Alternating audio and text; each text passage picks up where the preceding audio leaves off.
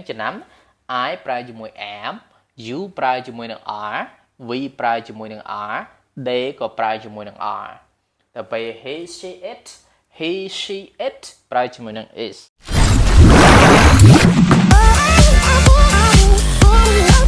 បងប្អូនបាទក្នុងថ្ងៃនេះខ្ញុំយកកិរិយាសព្ទកម្រិតថ្នាក់ដំបូងមួយកម្រិតអ្នកដែលរៀនវេយ្យាករណ៍ឬក៏រៀនចំណុចដំបូងគឺគួរតែចេះពាក់ព័ន្ធជាមួយនឹងការប្រាស់ to be ណា to be នៅក្នុង present កាលណាគេនិយាយពី to be បងប្អូនចំណាំមាន3ណាទី1 am ទី2 is ទី3 are ណា am is are am នេះគេប្រើជាមួយ I ហើយ is ហ្នឹងប្រើជាមួយនឹង he she it ហើយ are ប្រើជាមួយនឹង you we they និយាយរួមទៅ subject ដែលជា plural នេះគេប្រើជាមួយ are ហើយ subject ដែលជាឯកវចនៈហ្នឹងគឺគេប្រើជាមួយ is ហើយ am ប្រើជាមួយនឹង I អូខេតោះបងប្អូនមករៀនមកបាទអញ្ចឹងកិរិយាសព្ទ to be នៅក្នុងភាសាអង់គ្លេសបងប្អូនមកមើលបាទអញ្ចឹងដូចខ្ញុំបញ្ជាក់មាន3ធំបាទគឺពាក់ព័ន្ធជាមួយនឹងការប្រើប្រាស់ណាបាទអញ្ចឹង am is are am is are am ប្រើជាមួយ I ណា is he she it are គឺ I you we they ណាកិរិយាសព្ទ to be បងប្អូនបាទអូខេអញ្ចឹងការប្រើប្រាស់ណាការប្រើប្រាស់កិរិយាសព្ទ to be ហ្នឹងបងប្អូន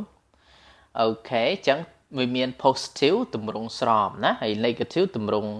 បរិសេធហើយ question គឺជាទម្រង់ឬក៏ប្រយោគសំណួរណា positive negative ហើយនិង question បាទអូខេតោះអញ្ចឹង I is are ហ្នឹងគឺយើងប្រែថាគឺឬក៏ជាណាគឺជាក៏បានដែរបាទគឺក៏ជាបាទអញ្ចឹងការប្រើប្រាស់ជាមួយសព្វនាមណាសព្វនាមហ្នឹង I ប្រើជាមួយនឹង am I am a teacher ខ្ញុំគឺជាគ្រូបង្រៀនអូខេពេល you ប្រើជាមួយនឹង are ណា you ប្រើជាមួយនឹង are I ប្រើជាមួយនឹង am you ប្រើជាមួយនឹង are ណាបងប្អូនបាទ we ក៏ប្រើជាមួយនឹង are ដែរ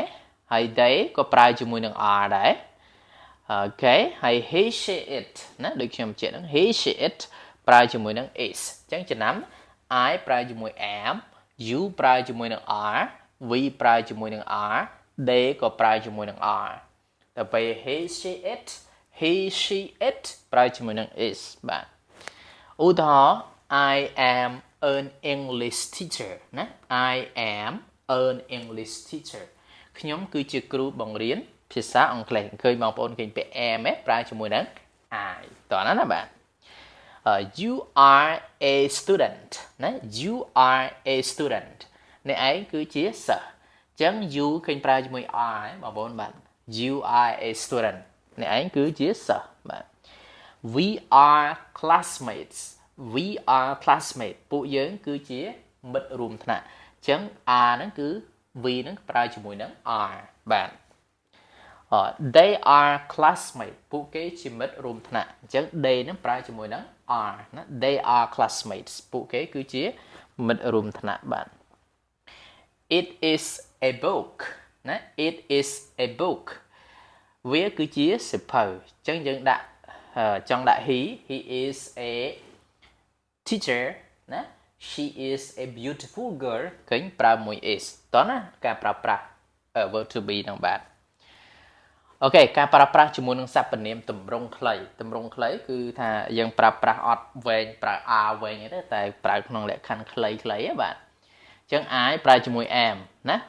you ប្រើជាមួយនឹង are បញ្ជាក់ម្ដងទៀតណា we ប្រើជាមួយនឹង are they ក៏ប្រើជាមួយនឹង are ដែរ